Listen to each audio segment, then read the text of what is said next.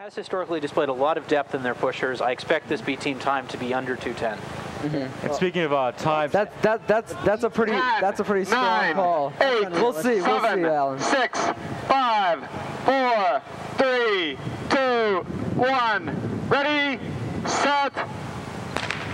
And we are off on the heat number 9. This is PiKA's B Brimstone, newer buggy, and Fringe's D Brazen in the same heat. And they actually are running up the hill at about the same speed. And Fringe is displaying a lot of depth in pushers, but PiKA getting ready to make their transition off to their hill 2. About 18-second hill 1, so that's not a great time. I don't think my prediction of 2:10 is going to stand up, but they have been known to roll very well. PiKA gets, a bad shove off into the free roll, as didn't get directly behind it, pushed the buggy a little bit to the side, and not great form being demonstrated by them. This might be as high as 2:15 given those two mistakes. But Fringe D team not too far behind. They're about 80, 100 feet behind as PiKA gets around the corner. And again, with kind of poor form on hill, or poor times on hill 1 and poor push off on hill 2. This might actually be a struggle for them to get two buggies in the second day, as they do reach the stop sign at a mediocre 55 seconds. Still, might be under. It'll probably be under 2:20, maybe 2:15.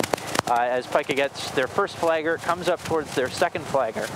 And Fringe D not too far behind, still about 200 feet behind, so they aren't going to go into the chute together. But PiKA B very cleanly into the chute, maintaining all of its momentum in it, taking a bit of a wider line, then cutting towards the inside at the end of the chute just to minimize the amount of rototails to go down. And Fringe not too far behind. In fact, Fringe is only about 30 feet behind them at this point, as PiKA does pick it up at the third window. So PiKA not having as great of a performance, see if they can make it up with some strong depth on their team for pushing in the backside. And they're going to have to push to get it into the second day, as we already have 1:38 on the clock as they make their transition to hill 4. Fringe making their push off to hill 4, falling a little bit further behind, but PiKA is going to really have to make up a lot of time on hill 5 if they're going to want to make it to the second day. So PiKA getting ready and doing their final shove off to their hill 5 pusher with 1:56, and so this will probably be around 2:15, 2:16, as they aren't displaying the sort of depth that they have in prior years. I'm surprised. I don't think it's the downturn of their organization, and we'll get a much better feel for them in the final race with Zeus.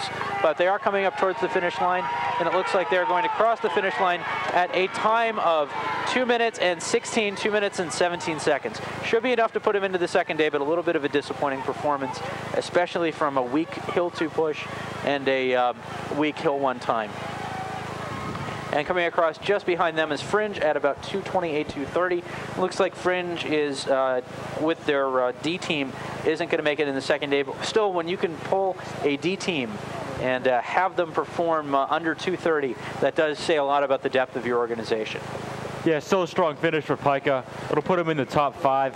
And also the top spot has been taken over from KDR A by SDCA.